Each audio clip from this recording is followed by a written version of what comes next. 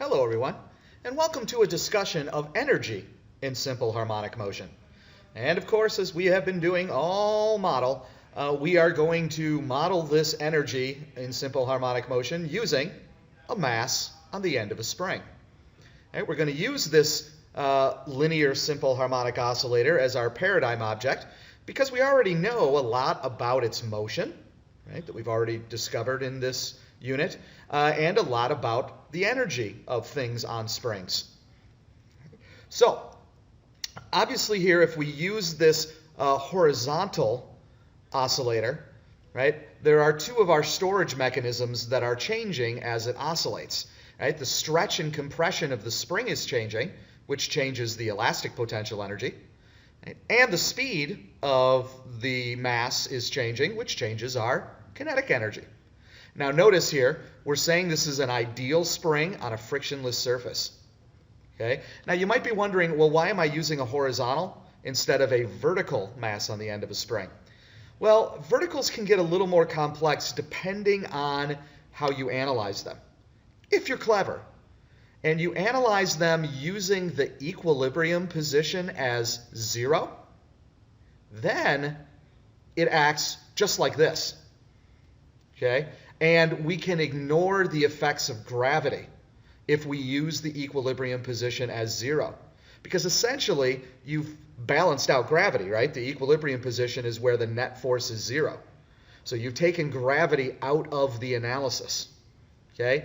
If, however, you don't use the equilibrium position as 0, say you use the unstretched length of the spring as 0 position, then you have to consider what gravity does to the stretch or compression of the spring.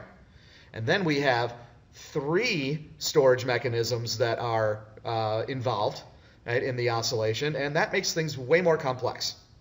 Okay? So the way I have been teaching you to do this all along, the way that we have been doing our labs and simulations and things, is that we have been considering the equilibrium position as 0. Again, that gets rid of gravitational effects, converts, right? And that's kind of the smart way of analyzing vertical masses on springs, because then it acts just like a horizontal mass on a spring with a frictionless surface. Okay, if we have an ideal Hookean spring.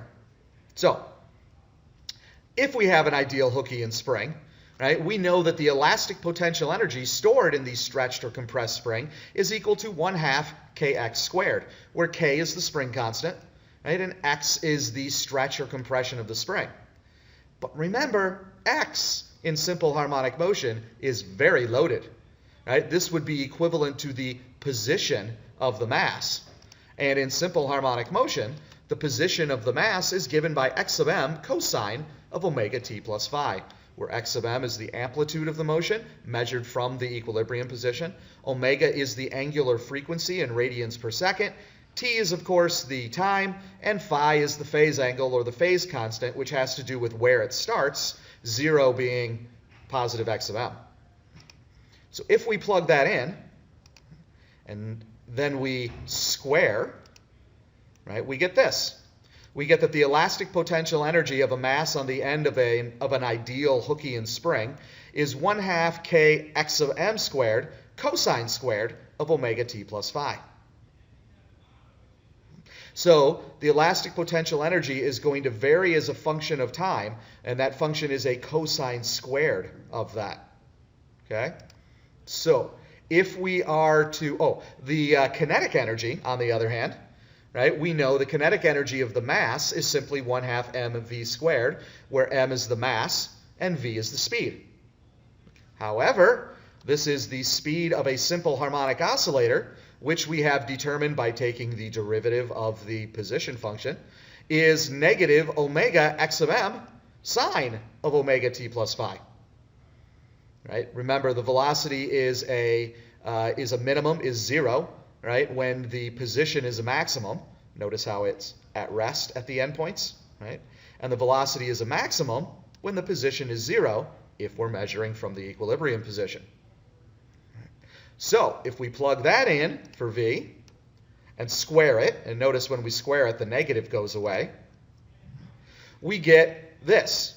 We get that the kinetic energy is 1/2 times the mass times the angular frequency squared times the amplitude squared times the sine squared of the function omega t plus phi. But we can clean this up a little bit. This would be generic for any simple harmonic oscillator. But in this case, we're talking about the mass on a spring. And the other day, following the last lab, right, we derived an expression for the angular frequency of a mass on the end of a spring, which was the square root of k over m, the square root of the spring constant over the mass. This isn't the period, right, with the 2 pi in there. This is the angular frequency. It's kind of along the way in our proof.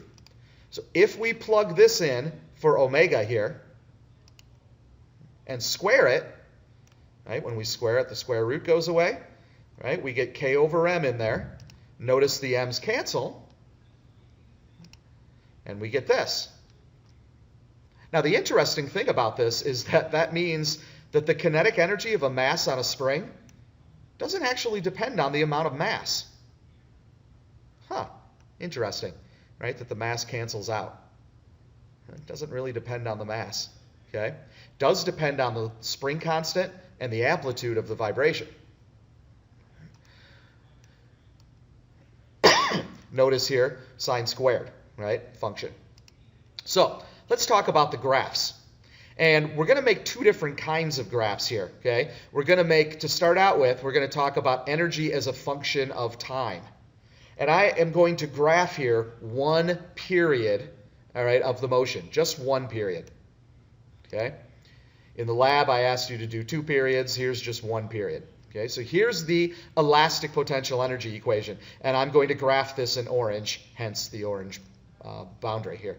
Now notice cosine oscillates between -1 and 1, but it's squared, right? So if the cosine is a positive maximum, it would be a 1. 1 squared is 1. But if the cosine is a negative maximum, -1, when you square that, you get a positive 1. Right? This means that the elastic potential energy is always positive, or 0 at the equilibrium position, right? So we only have the first quadrant to graph in. You with me there? That's because of the square of the cosine. Okay? It's always a positive amount of energy. If you think about it, it makes sense because you either have some or you don't. Right? What would negative amount of ability to produce change look like? You can have a negative change in your amount of energy stored, right? But not in a negative amount of energy, at least for elastic potential energy, right? So what would the graph look like? Well, whether we start at negative x of m or positive x of m doesn't really matter. It's just that we're at a maximum, right? So the energy graph would look like this. Now let's watch that again, and if you can, keep an eye on where the graph is versus where the mass is.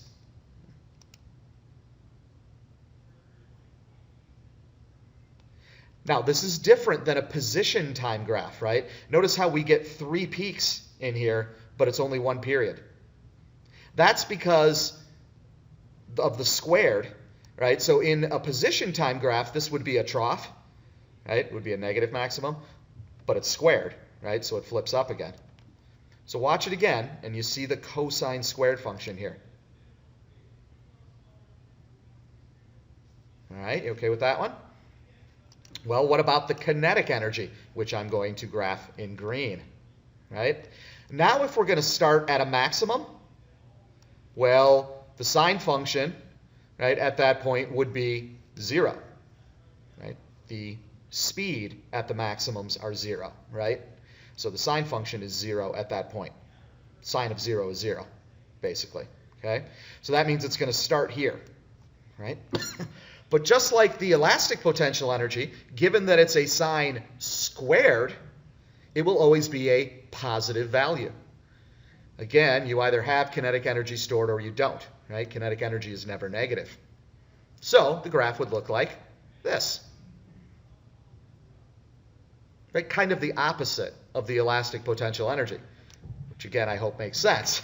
When the spring is stretched or compressed the most at the amplitudes, the velocity is 0, so you get 0 kinetic energy. Watch it again and compare it to the motion.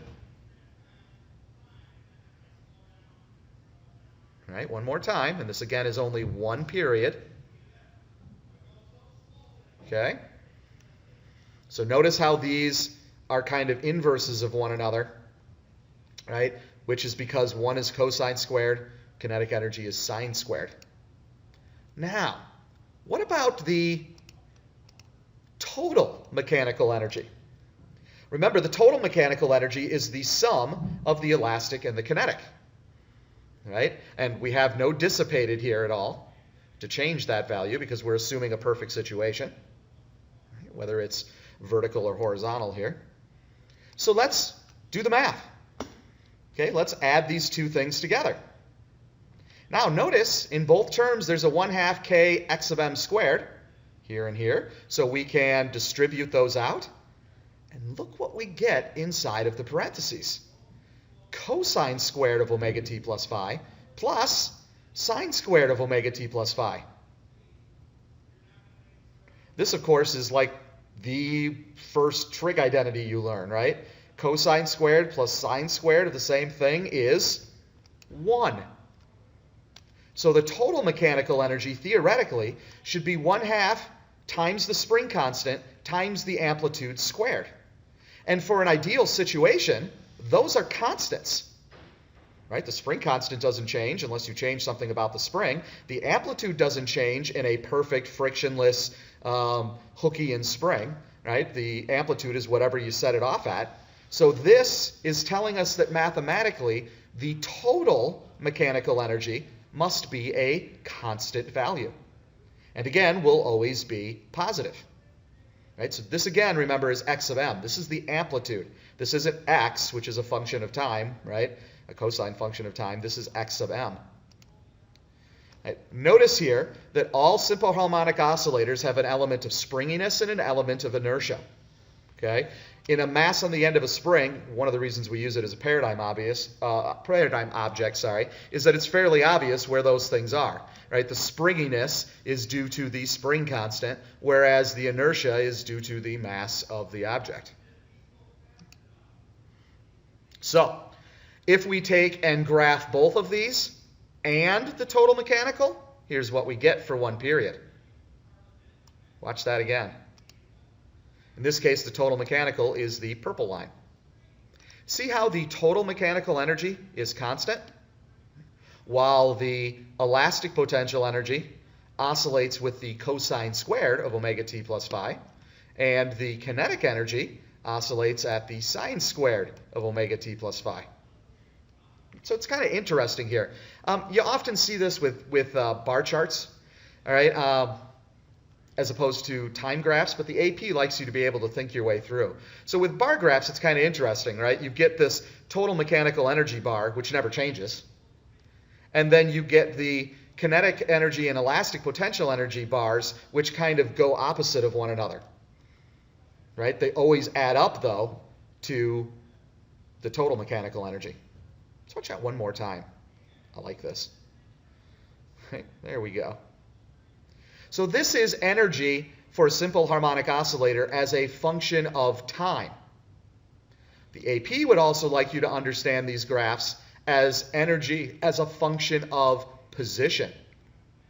So here is energy, okay, on the vertical axis, and here is position on the horizontal axis. In this case, we need both the first and second quadrant, because if we're going to call the equilibrium position 0, when it's to the right, the position is positive. When it's to the left, the positions are negative.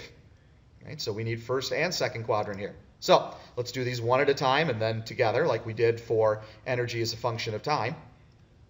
The elastic potential energy, right, is a function, again, of cosine squared. If we are starting at a maximum, right, either negative x of m or positive x of m, the cosine would be a maximum, 1 or negative 1. When it gets squared, that's a 1 or negative 1, which means the elastic potential energy is a maximum. That means at negative x of m or positive x of m, it's going to be a maximum. But at the equilibrium position, which we're calling position 0, right, at that point, that's where we're saying the stretch of the spring is 0. Remember, we've converted everything over to looking at the equilibrium position as 0. Right? We're saying 0 net force, so 0 position. That's an important conversion because it makes the vertical and the horizontal case exactly the same, right? At this point, we're saying no stretch, so no elastic potential energy would be down here. So the graphs would look like this. Notice it's a parabola because the cosine is squared, right? So watch it again, and watch it in conjunction with the actual position here of the mass on the end of a spring linear simple harmonic oscillator. Now in lab, right, you can't see it like disappear and then come back. It just overlaps. So it goes out here and then overlaps and comes back. Watch it again. Right, hopefully that makes sense with the function. Well, what about the elastic, or the kinetic energy, sorry. Well, as you might be expecting at this point, it's going to basically be the inverse, right? At the maximum points, maximum positions, the velocity is 0, and therefore no kinetic energy. At the equilibrium position, the velocity is a maximum, as would the sine function be, and therefore you get a maximum amount of kinetic energy. So it will look like this. A bottom opening parabola. Watch it again and match it up with the function and the actual motion. Again, in an actual lab, you wouldn't be able to see it come back. It would just overlap the previous graph. This is in an ideal situation. All right, so watch it one more time. If we graph them both at the same time and the still constant total mechanical energy, which I'm going to do in purple, we would get a graph that looks like this.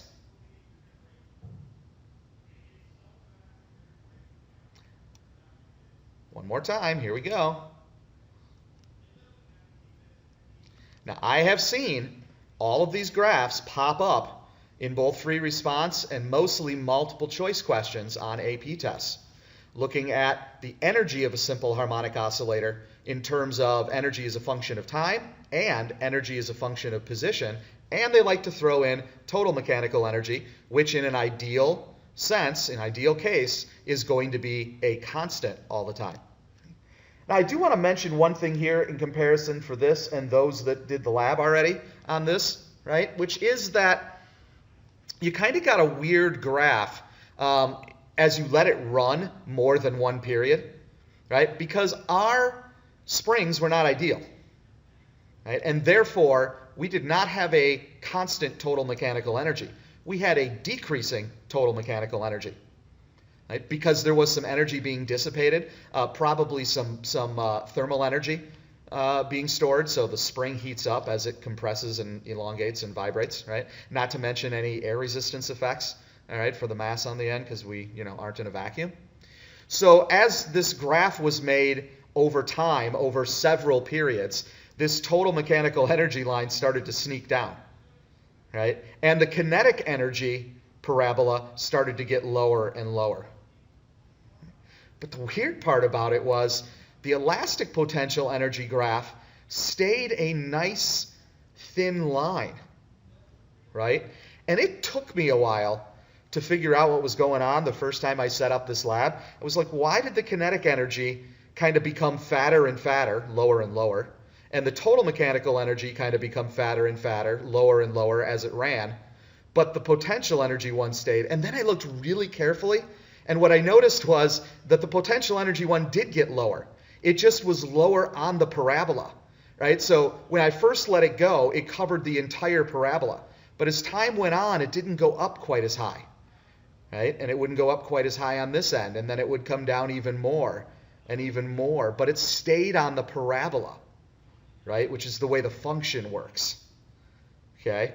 So it wasn't going slower and slower. It just wasn't going as far to the side. You with me?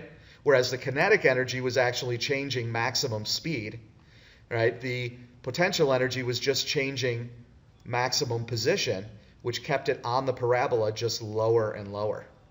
And I hope you noticed that in the lab, but just a little fine thing between reality and what you would see in an ideal situation.